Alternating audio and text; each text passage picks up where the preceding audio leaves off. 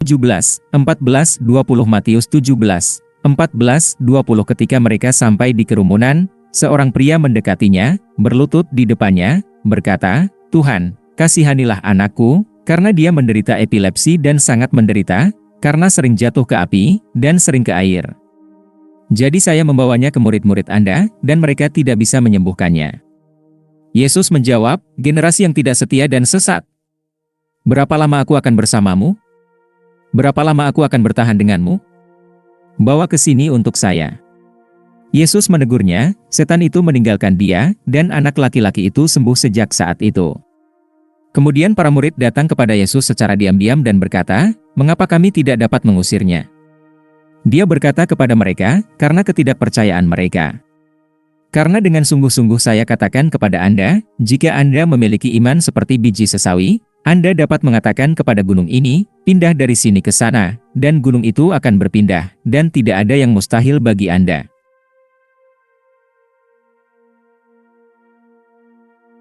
Menyembuhkan anak penderita epilepsi Markus 9, 17, 29 Salah satu orang banyak menjawab, "Guru, saya membawakan Anda anak saya, yang memiliki roh bisu, dan dimanapun dia menangkapnya, dia melemparkannya ke tanah, dan mulutnya berbusa, dan menggertakkan giginya, dan merana.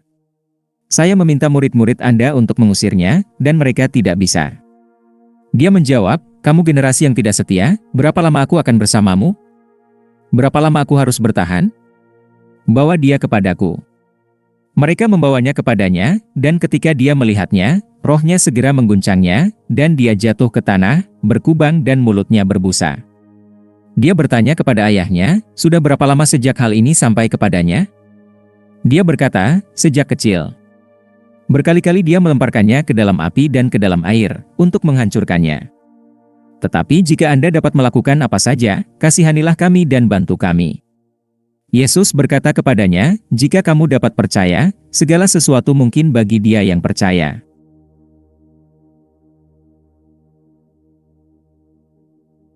Seketika itu juga ayah anak itu berteriak dengan air mata, "Saya percaya.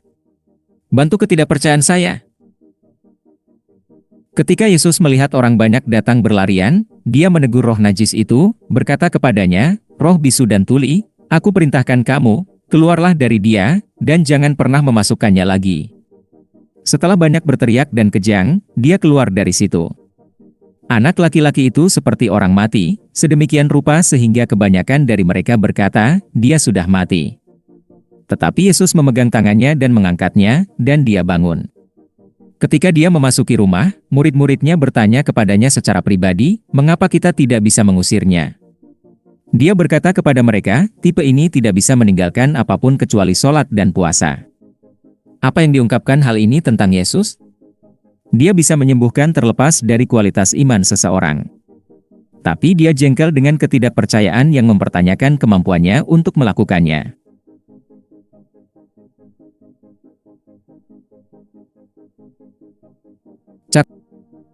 Catatan, menyembuhkan anak penderita epilepsi berbeda dengan penyembuhan putri wanita kafir, di mana Yesus memuji imannya sebagai besar meskipun dia bukan Yahudi. Di sini dia menunjukkan kekesalannya pada ketidaksetiaan khas orang Yahudi.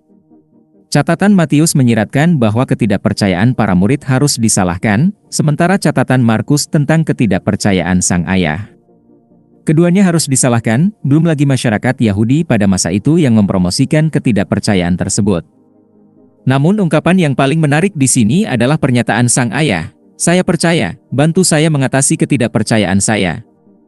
Pria ini memiliki iman, tetapi itu bukan kualitas yang dapat diterima Tuhan untuk menyelamatkan putranya dari iblis. Kami dapat melihat ketidakpercayaan ini secara halus dalam pernyataannya, "Tetapi jika Anda dapat melakukan apa saja, kasihanilah kami dan bantulah kami." Yesus menyadari hal ini.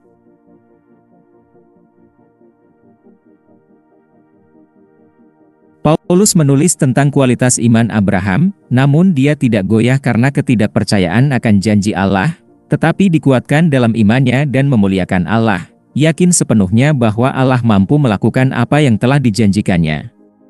Roma 4, 20-21 Dan, iman adalah yakin akan apa yang kita harapkan dan yakin akan apa yang tidak kita lihat. Ibrani 11, 1 yang bukan merupakan jenis iman yang dinyatakan oleh ayah.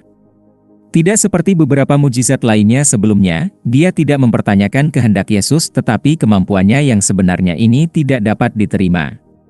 Begitu juga dengan orang Kristen hari ini yang, meskipun mereka mengatakan bahwa mereka percaya, masih belum memiliki kualitas iman yang dapat diterima oleh Tuhan untuk keselamatan mereka. Tersebut akan menangis seperti ayah di sini, saya percaya, bantu saya mengatasi ketidakpercayaan saya. Tetapi iman yang menyelamatkan adalah iman yang percaya diri dan bertahan. Kita datang untuk berbagi di dalam Kristus jika kita berpegang teguh pada keyakinan yang kita miliki di awal sampai akhir. Ibrani pukul 3:14 perhatikan juga tanggapan Yesus kepada murid-muridnya tentang mengapa mereka tidak dapat mengusir setan. Dalam Matius dia mengatakan itu karena ketidakpercayaan mereka, iman yang kecil. Tetapi dalam Markus dia berkata bahwa jenis ini hanya dapat keluar melalui doa. Jika kita menggabungkan keduanya, kita dapat menyimpulkan bahwa ketidakpercayaan para murid juga membuat mereka tidak berdoa. Jika mereka menemui penghalang, sepertinya mereka tidak berpikir untuk mendoakannya.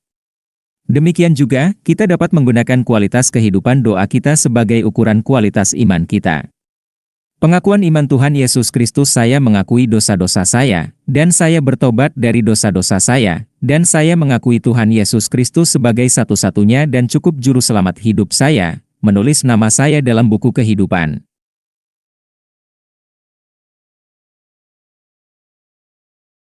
Roma 10:9 Jika kamu mengaku dengan mulutmu bahwa Yesus adalah Tuhan dan percaya dalam hatimu bahwa Allah telah membangkitkan Dia dari antara orang mati, kamu akan diselamatkan. Roma 10:9 Kisah Para Rasul pukul 4:12 Tidak ada keselamatan di dalam orang lain, karena di bawah kolong langit tidak ada nama lain yang diberikan kepada manusia yang olehnya kita harus diselamatkan. Kisah pukul 4:12